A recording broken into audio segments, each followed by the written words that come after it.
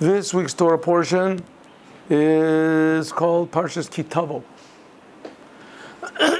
And it has in it 98 curses for the Jewish people, twice as many as the curses in Parshas B'chukotai. There are 49 curses, and here there's twice as many. If the Jewish people displease God. Why so many curses? Why does there have to be so many curses? Interestingly enough, none of the curses are that you're going to go to hell. Much worse. Which you figure going to hell is much worse than any curse you can have. So, it says that the purpose of the Jewish people is to transform the physical world. What does it mean, transform?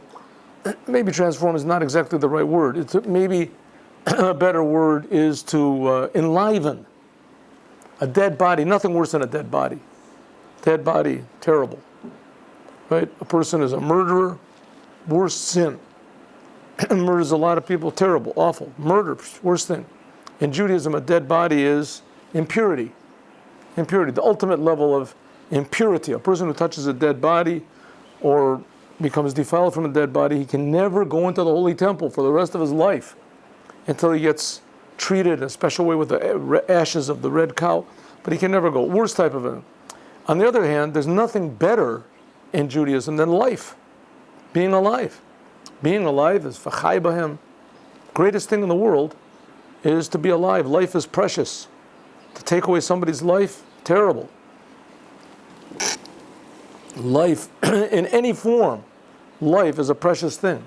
Life is a very precious thing. So what's the difference between life and death? It's just a soul. Just a soul. A person, a body that hasn't a soul, is alive. It doesn't have a soul. It's like, what does a soul look like? How much does it weigh? What color is it? Where does it come from? Where does it go to? Who knows, right? How is it produced? How do they make a soul? That's the purpose of the Jewish people, is to the world itself alone without a soul is dead. And the purpose of the Jewish people is to make it alive. There's no bigger transformation than that. There's no bigger transforming darkness to light, or bitterness to sweetness, or anger to happiness, than transforming death into life. And really, there's not much that you have to do. All you have to do is just put a soul into it. Right? How do you put the soul into it? Well, that's the trick of the Jewish people. The Jewish people are supposed to be the soul of the world. The soul of the world. If Jewish people get excited about the creator of the world, about the inside of the world, so that brings the world back to life, even a little bit. Right? We say, oh, your grandpa is dead, but his toe is still alive. What does that mean? His toe is still alive. If his toe is still alive, it means that he's still alive. I mean, so there's a hope. You know, there's something, oh, look, he's moving, he moved his finger. And is that just rigor mortis, or is it really he's willfully somehow or other, responding, and he's moving his finger a little bit? So if a Jew just moves himself a little bit in the direction of the source of life, which is the creator of the universe, that he gave the Torah, and told us how to bring the world back to life. It has to be done in a way of being alive. Chayus, life, excitement. Being happiness. That's what the Chassidic movement did, is it came to bring happiness into Judaism. And that's the whole purpose of why we're sitting here and learning today, is to understand these ideas. And when we understand the ideas, then to take it to our heart, and then to take it to our heart and actually to take it into action, speech and thought, and enliven this dead world. We don't know how dead it is until it starts to become alive. But that's when it really becomes a real world the way it's supposed to be. Like we brought the example a lot of times about a twig, put it in the ground, and if it's dead, as soon as you put a bucket over it, and it's dead, you take the bucket off and this twig, and suddenly it starts to get air, and all the potential comes out. And it becomes a beautiful tree with fragrance, and it gives shade, and it gives fruits, and it gives flowers, and pleasantness, and growth, and each fruit has seeds in it, potential upon potential. And that's what's missing in the world, is the revelation of potential. It's already there. just to bring everything to life. Everything to life. I heard a story just now, I'm not so sure this is true, but there's a place in America called Death Valley. There's no rain there. And one year there fell rain, like about 15 years ago or something like that. There actually, for some reason or other, there fell rain. And when they fell rain, what happened is they actually started growing grass and flowers and things like that. In other words, everything was dormant. It's called Death Valley. It was dead. And just a little bit of water brought the dormant life that was there to life. So there's bigger transformation. That's what the Jewish people are for. So that's why there's so many curses here, because the purpose of the Jewish people is to transform all of these curses into blessings. So the more curses, the better. More curses, the better. Like it says in the beginning of our prayer, that when Abraham went through the test, and he took his son to kill him, one of the blessed words, and I will give you the gates of your enemies. Right? The gates of your enemies. So, the gates of my enemies, I'll inherit. Yorash Sharevov. I'll inherit all the gates of my enemies, the land of my enemies. So you know what? The more enemies, the better. The more enemies I have, the better. It means that, right? The whole world hates the Jews. That's great. It means we'll inherit everything. We'll enliven everything. Because hate is like death, and love is like life. So we'll transform. That's the whole idea of the Chassidic principles, to take the world, the Torah, intellect, that alone they're dead, and to put life into them. Life into them. So let's start learning. Sure. Okay, let's go. In Et HaTzivoy, the commandment, V'halachto b'dorachav, Ne'emar, which is said in Parshat Ki Tavo. It says over there, there are other things in this week's portion except for the 98 curses. One of them is that God says you should walk in my ways. Moses is doing the speaking. Moses says you should walk in God's ways. You should walk in the path of God. V'halachta, you should go, b'darachav, in God's path. What does this mean? You should walk in God's path. What does that mean? What are you supposed to do? So there are great explainers of the Torah that explain this. First of all, these are words in the Torah. Every word in the Torah comes from God. So not only can the words not be changed, but also they must have tremendous life meaning. This is from the source of all life. So let's see. The Rambam, Rabbi Moses ben Maimon, the Maimonides, brings when he counts the 613 commandments, and he says, what does this mean that you should walk in the path of God and the ways of God? What does this mean? Lidamot lo yit'ale, that you should copy him. Kafia yocholot, according to your ability. You should copy God as much as possible. Lidamot. Kolomar. Litnaheg kafi midotav shel HaKadosh Baruch Hu, that you should act according to the attributes of God. Kafi shemevi sham Rambam, like the Rambam brings, the Rashi he brings, and it says, Ma HaKadosh Baruch Hu nikra chanun, just like God is called merciful, you should also be merciful. You should be not merciful. What do we call it? Generous. Like God is generous, you should be generous. Ma Kodesh Baruch Hu nikra rachum, just like God is merciful, also you should be merciful. Ma Kodesh Baruch Hu nikra chassid, just like God is kind, so you should be kind. God is generous. Look at all the trees that are in the world. Look at what do the trees do? All the animals, all the plants, all the people. What do they do to deserve to be alive? Nothing. God is just generous. He's just generous. What about mercy? Right? People, they really repay God the way they're supposed to do. People don't do what God asks them to do to repay Him. In the Torah, the 7 Noahide commandments for the non-Jews, do they repay Him? Nah, they don't repay Him. God is merciful. I'll give Him a chance. Generations, thousands of years, chances. God is kind. God provides food for everything. Look at all the animals and people and trees and things. They all get food. Where does it all come from? Kindness, God's kindness. So you should act the same way. You should also be generous and merciful and kind. Bein hashorashim shekava Rambam be'inyan minim mitzvos, among the principles that the Rambam, that the Maimonides uses in order to ascertain which commandments there are. It's brought down in Judaism that there's 613 commandments. 613. There's 365 negative commandments and 248 positive commandments. What are they? What are they? How do you count them exactly? What is a commandment and what's not a commandment?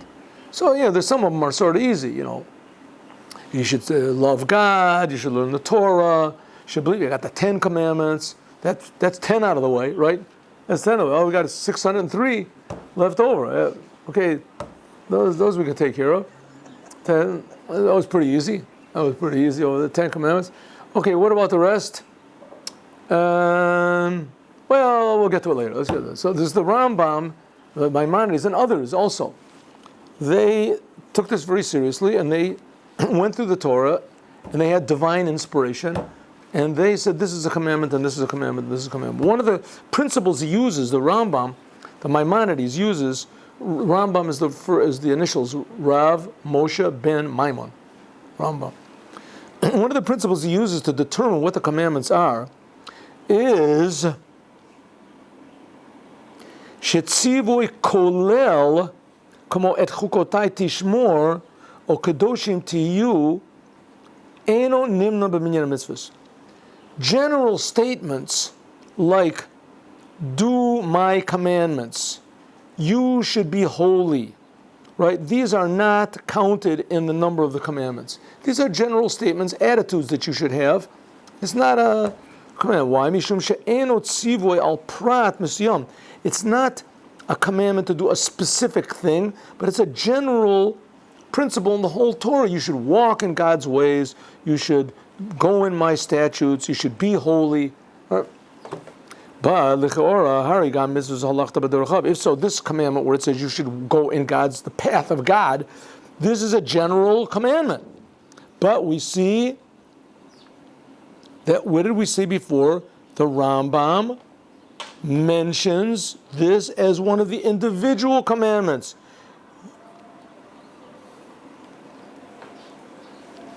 Okay, let's see. This should be one of the general commandments that Rambam does not count. True, Rambam, the Maimonides, he does say that there are details that come out of this. For instance, you should be generous, you should be merciful, you should be kind. And this is part of being kind and being nice. This is part of the commandment of loving your neighbor as yourself. If so, this statement that you should go in God's ways, halachta b'darachav, that you should try to be similar to God, this includes all the commandments. This is a general commandment. If there's any general commandment, it's this one. Go in God's ways. Shekulam ein darachav, because all the commandments are the path of God. Because we say that God himself has a path. These are the commandments that, so to speak, that God does. Okay, Herschel? If so, the commandment, you should go in God's ways. This is not an individual commandment.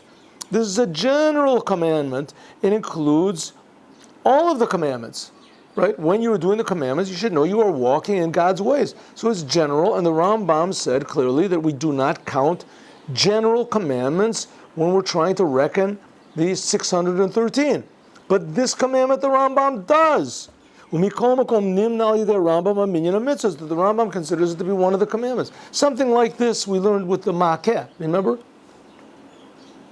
Do you remember the sikh we learned about the Makeh? The Makeh, the Rambam does not include in his commandments any things that you do in order to prevent damages. And nevertheless, he does count the Makeh. And the Rebbe said it's 2 commandments. So we have to say that the commandment of you must go in God's ways, there must be some detail that does not exist in any other commandments. And because of that, the Rambam counts it in all the commandments. It must be this commandment of halachta b'darachav, you should go in the path of God, is not totally general commandment, even though it is a general commandment, but it must have something else that's specific. Some detail that's specific that no other commandment has. What could it be? Kashem Shemitzvah is like there's a commandment that says Va'avadatem et Hashem Elokecha, you should serve God. Even though this is a pretty general commandment, serving God. Shekein b'kol mitzvahs, because in all the commandments you are serving God. But because there's something new in it, so the Rambam includes it in his commandments. Serving God. Especially the commandment of prayer. It's a commandment to do the commandments. Right? So that's general. That's general. You should serve God. So it shouldn't be considered to be one of the 613. The Rambam in the 613 lists only specific commandments, not general ones. But here we see there seem to be two exceptions. One of them is this sentence, halachta b'derachav, that we see here, and you should go in the path of God, which is pretty general. You can't get any more general than that. And then there's one that's really general, and that is, you should serve God. Va'avadatam et Hashem Elokechem. You should serve God, your God. Both of these are general commandments, but for some reason, the Rambam says that they are specific. Well, the thing about serving God, that implies a certain type of service, prayer. So it must be, let's see what this halachta b'derchav, this must imply some sort of a special way that you should go, in addition to the fact that it being general. Okay, understood? Yes or not? Base. So what is this special, unique commandment hidden in the general commandment of halachta b'derchav that's not mentioned in any other of the commandments? Says the Rebbe, listen to this. Halachta. When it says halachta, you must go, you must walk. Shekiyum u'mitzvos tzorech liyot b'derech shel halicha. Going, doing the commandments has to be in a way that you are walking.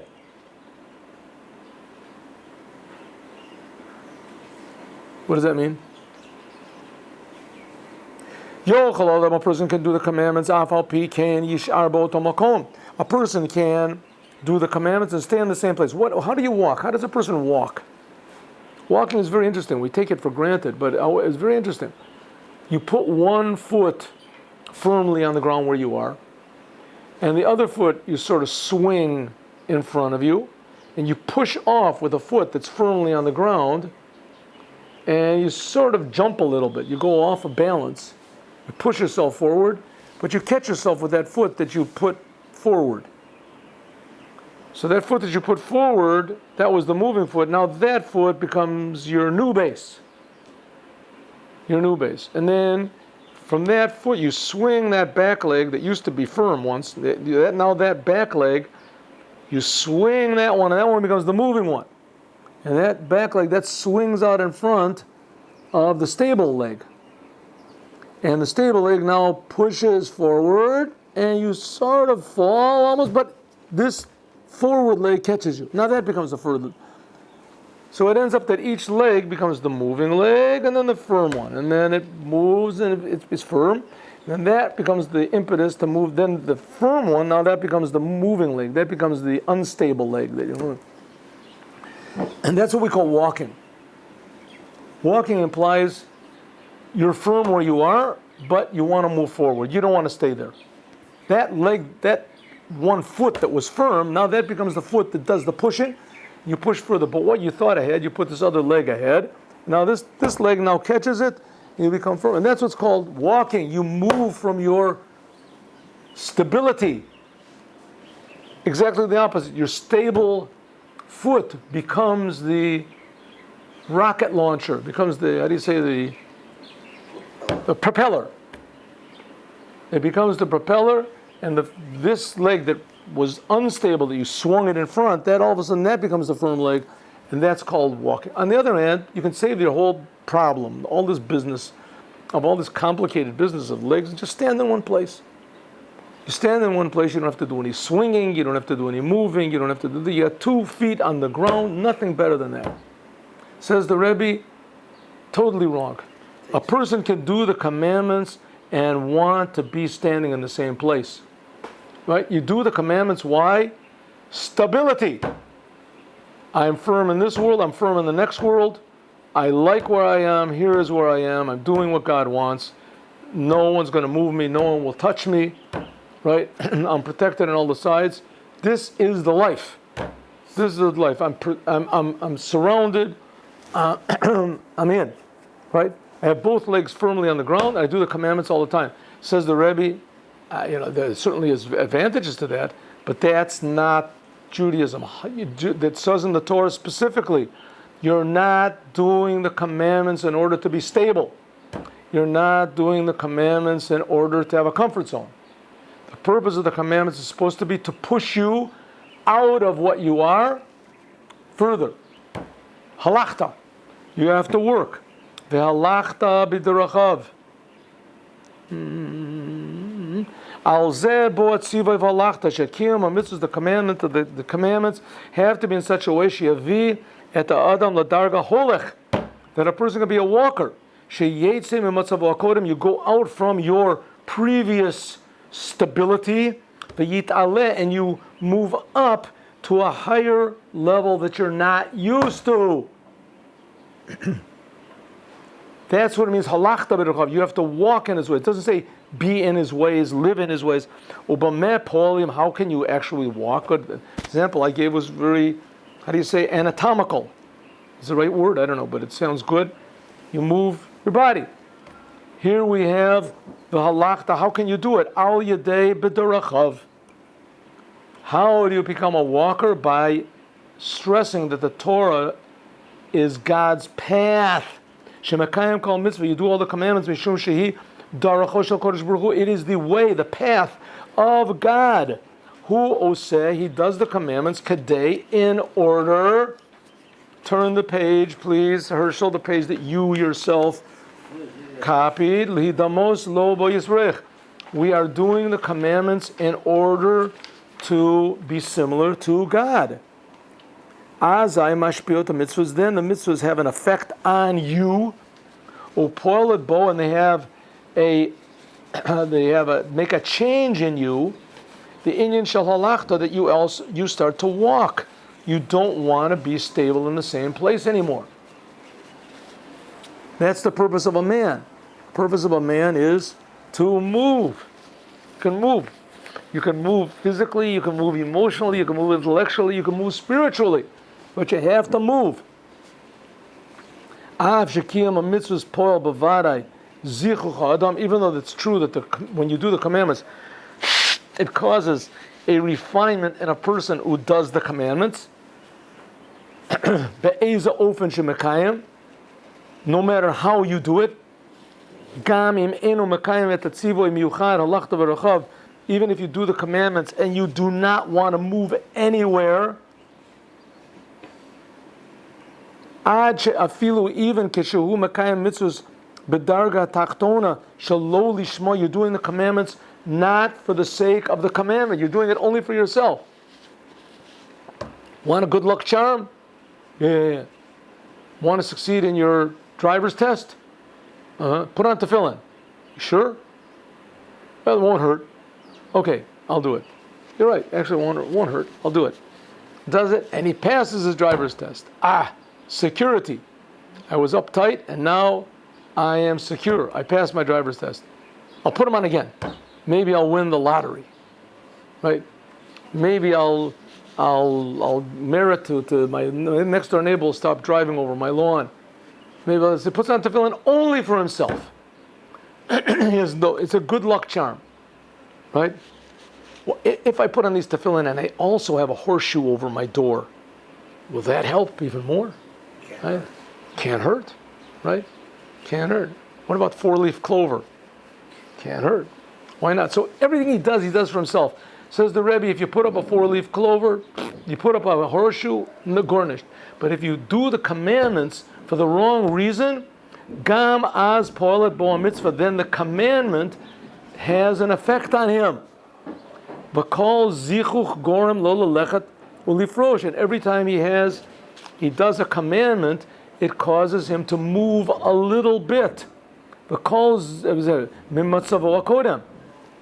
It gives him a little shake. But you can't see it, you can't feel it. Hatzivoy, the commandment that's been given here in the Torah, is v'halachta. It means you should do it. L'kayim et mitzvah is doing the commandments in such a way sheyurgosh begilu. You should feel in a revealed way that this commandment brings you to be a mover. The commandments should not be you're doing because everybody else does it, or you're doing it because this is the Jewish heritage and it connects me with the past, and it connects me to who I am right now, because I am walking in the paths of the Avram, Yitzchak, and Yaakov. This is all very wonderful. This is very good, 100%, nothing wrong with that. But that is not the commandment of halachta b'derachav. Halachta b'derachav means the commandments should make you like God. What does it mean like God? Much more limitless than you thought. Much more undefinable than you thought. You thought you had life all defined, everything was okay, you have your place, it's wonderful. No.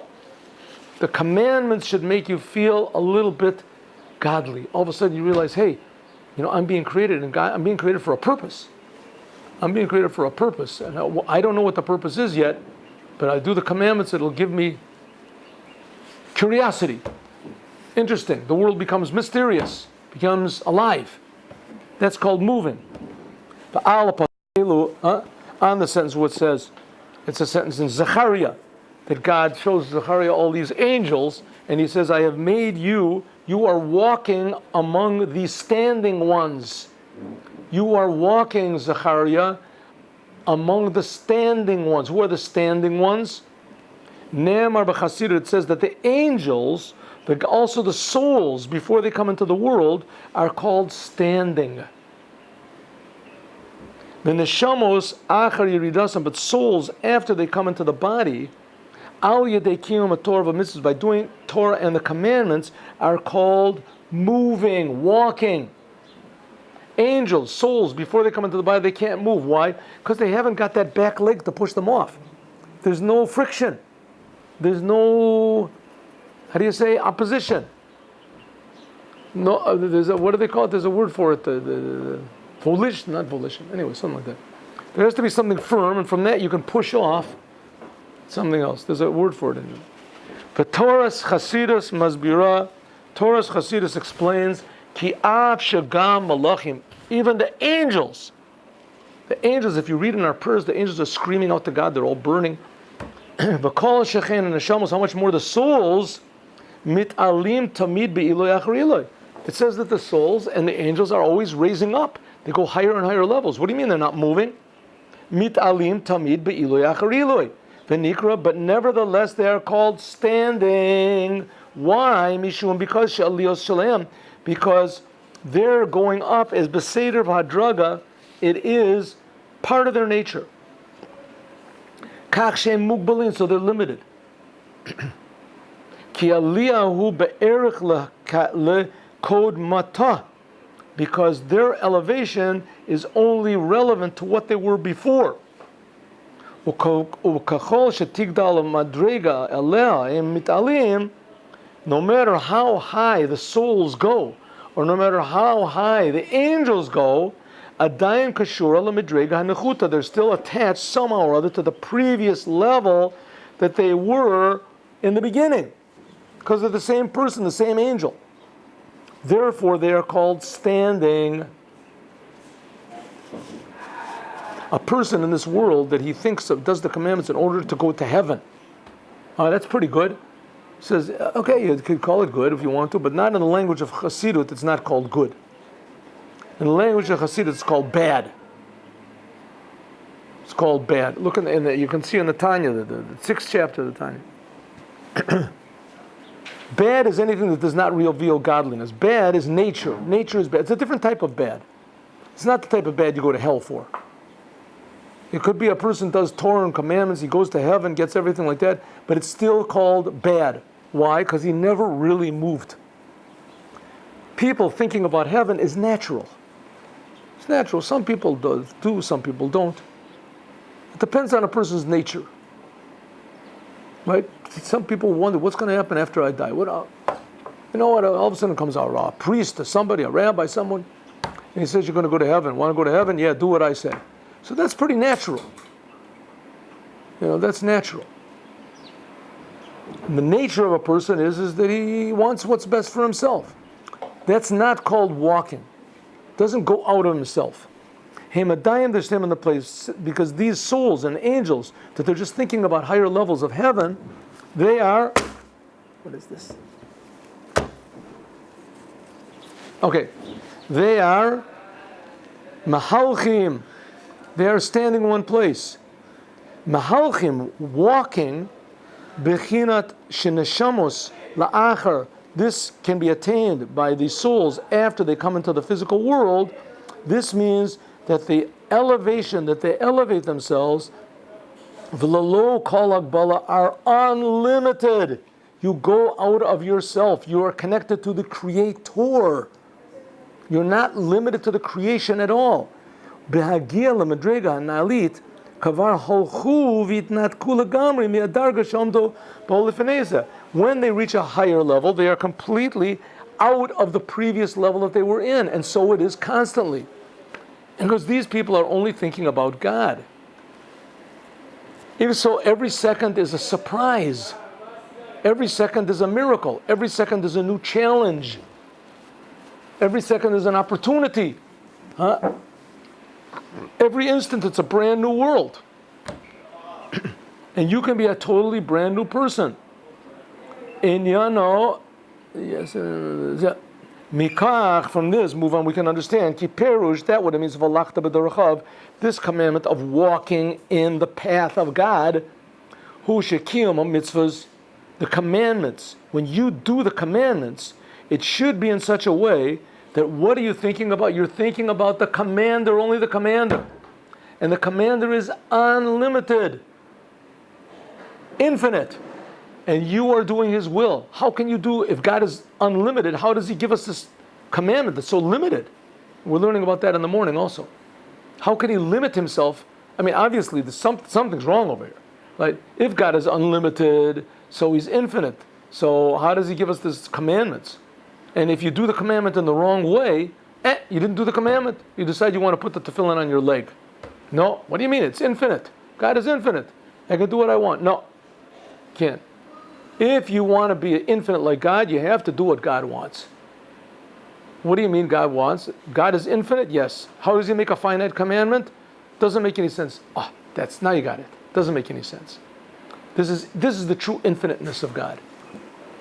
The commandments are really God's, and the commandments are infinite, and the commandments are finite, and in that finity is God's infinity. In fact, the word infinite is really a sort of a very low and crass word.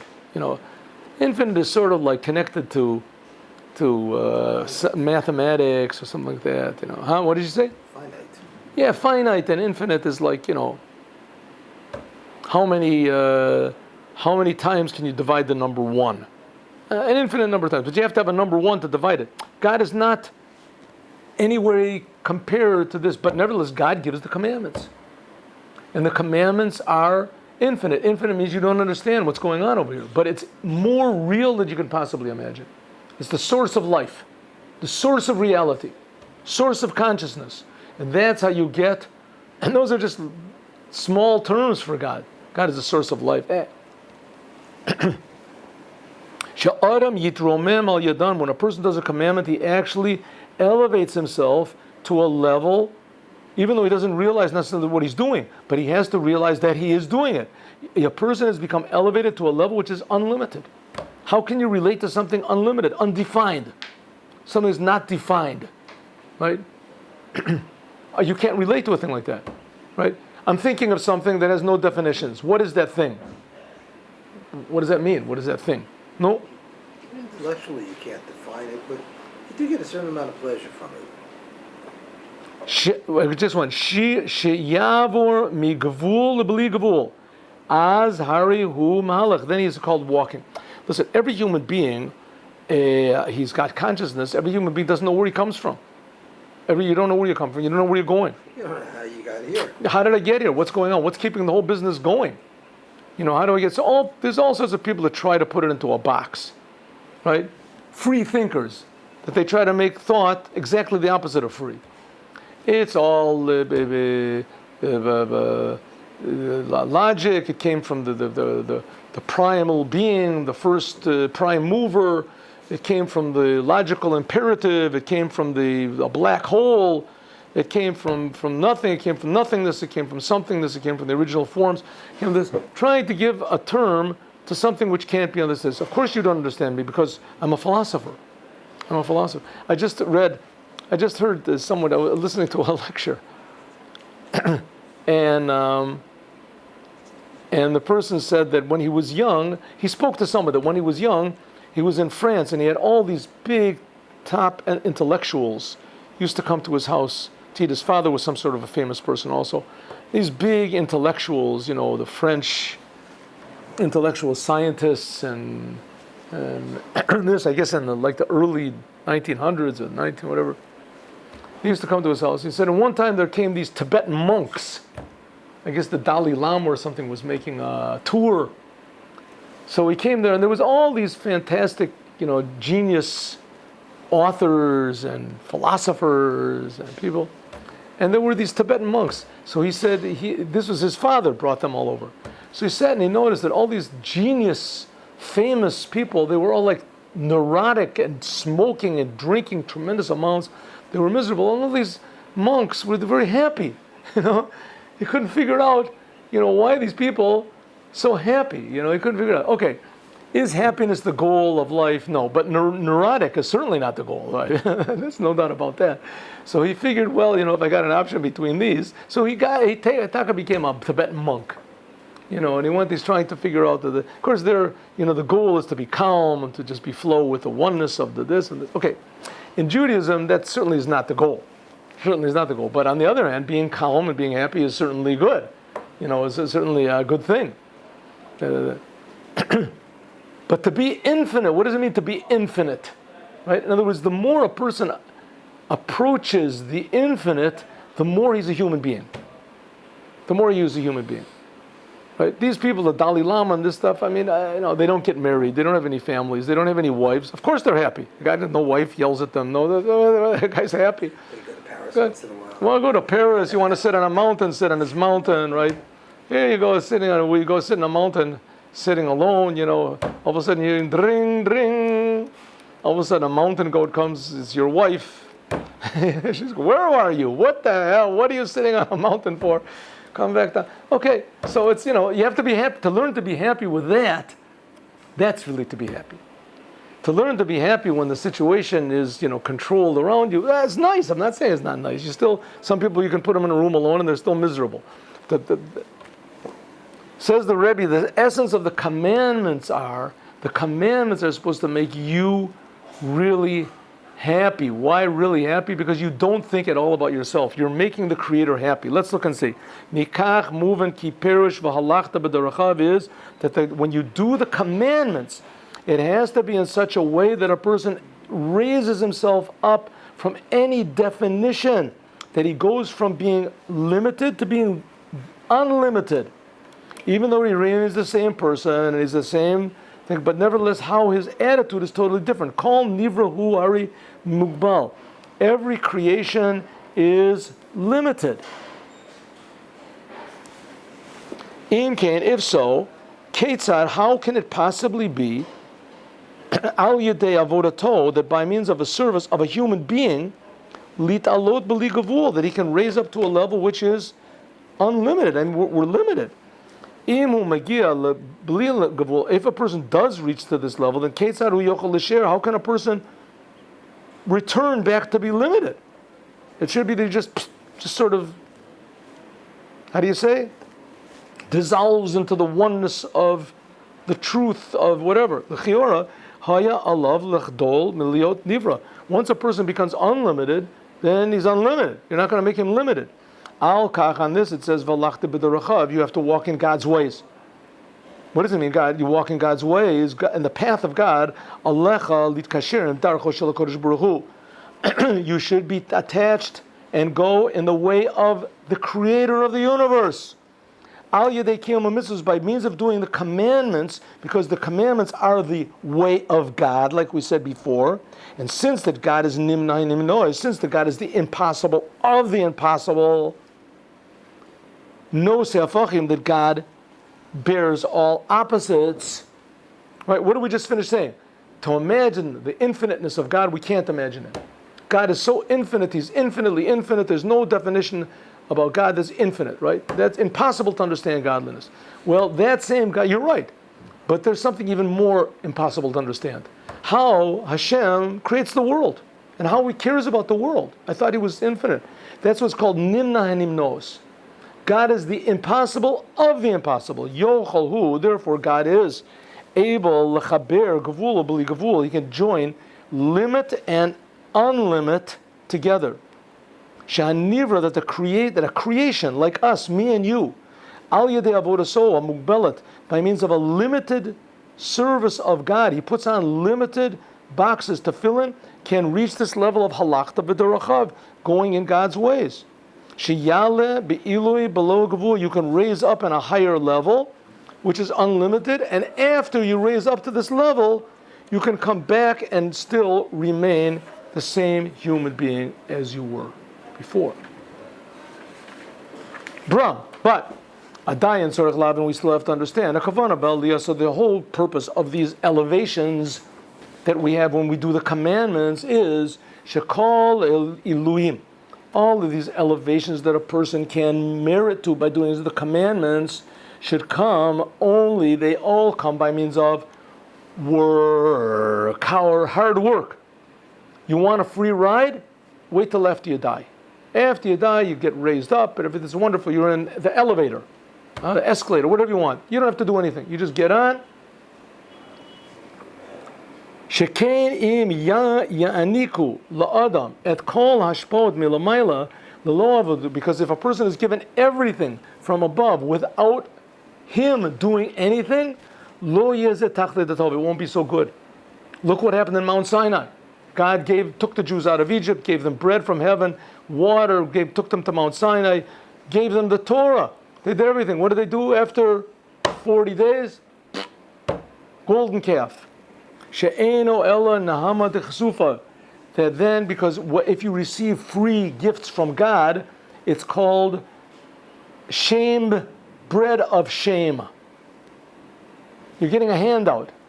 You have to say Shagame Ilu Shel Halachta Hiluch B'li Gvul. Therefore, we have to say that you have to do the walking. You do the service of God. Without any limit, this comes by means of your service. But according to what we said, that Al Yedei Avodah, so by means of your limited service, you are not able to reach a level that is unlimited. You're doing the work. How can a limited creation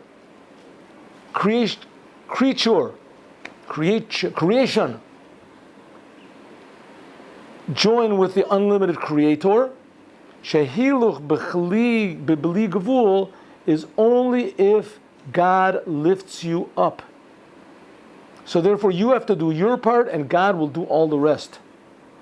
V'af she'aliyah zu hiluch ein inyana she'adam ba'avodasahu hu ola behagbala ela she'achar she'mesig kefi yecholto. A person, first of all, has to work according to his ability, and then God lifts him up milamayla from above. Believable.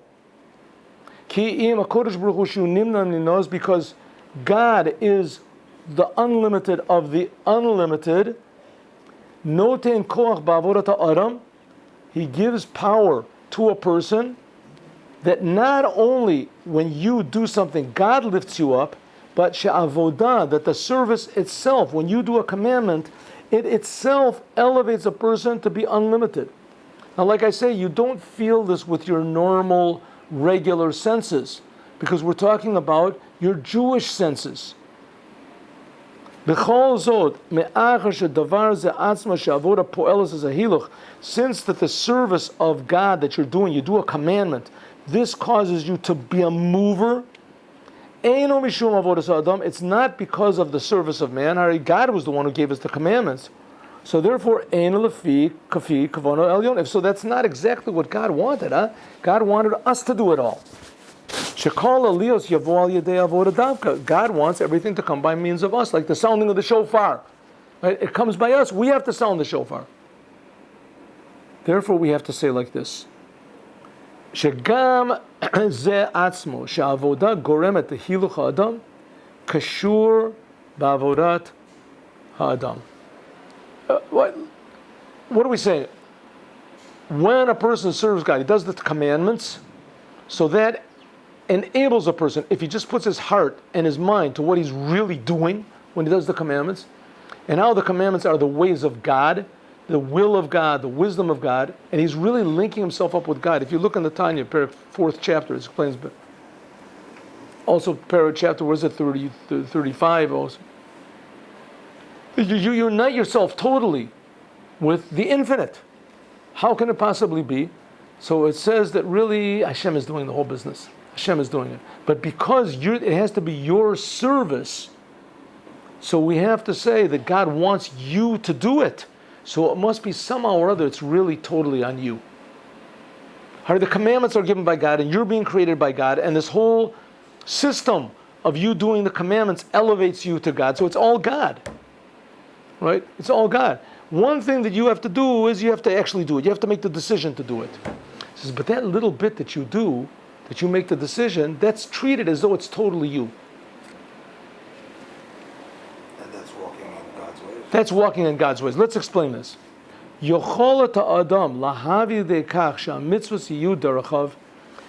ability that a person has to transform the commandments to be the way, the path of God. A pair of tefillin, if they're sitting in the store and you pick them up, doesn't do anything.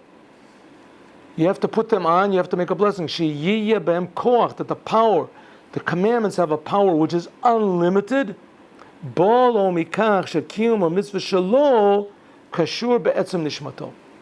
It has to be that when you do the commandments, you do it from the essence of your soul.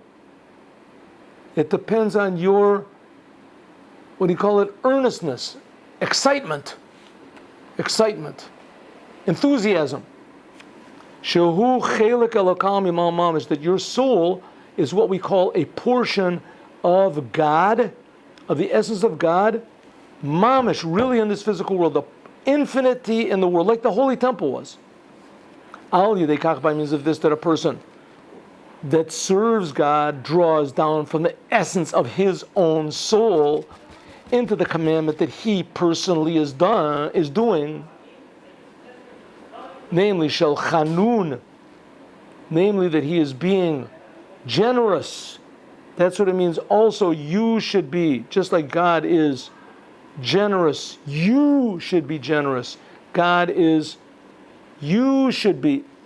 You should be kind. What does it mean? You yourself. You yourself, and what does it mean, you yourself? Not just a casual choice. From the essence of your soul, you choose. You wake up your soul. Who am I really? How am I here? Why am I here? You realize the reason that I'm here, and because God is creating me in order to attach myself, and through that the whole entire world, to Him. Like the Holy Temple. Just like God gives you the ability to do it, but you have to do it. Kalomer, avodah, the service that you do, the work that you do, the commandments, comes from simple faith, emuna peshuta, and mesirut nefesh, and self-sacrifice. That you devote yourself totally, that's above tam v'dat. So before you do the commandment, you think for 1 second, who am I? What am I doing here? Right? I am a Jew, connected to the essence of God. When I do this commandment, I'm doing God's will, I'm connecting to the essence of God. My soul is connecting to God's soul. Al Yedei Kach, by means of this, He causes that God Himself reacts. That God is also called generous, God is called merciful, God is called kind. So when you choose from the essence of your soul, then God reacts from His essence also. That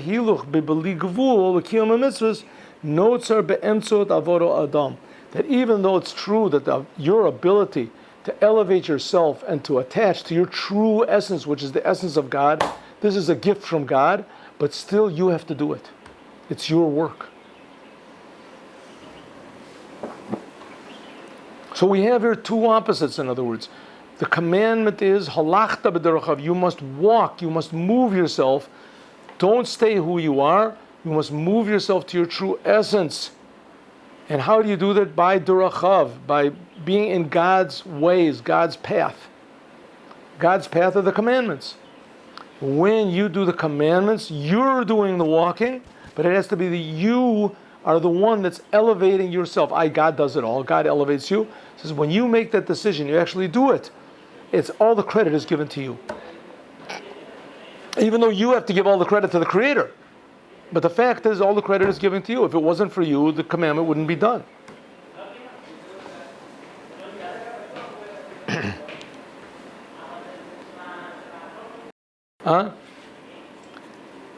הכוח של נמנע נינוס שישנו בהלכת בדרכיו, this power of God, who is the infinite of the infinite, the impossible of the impossible, namely, God is infinite without any limit, and nevertheless, He limits Himself into this world simultaneously.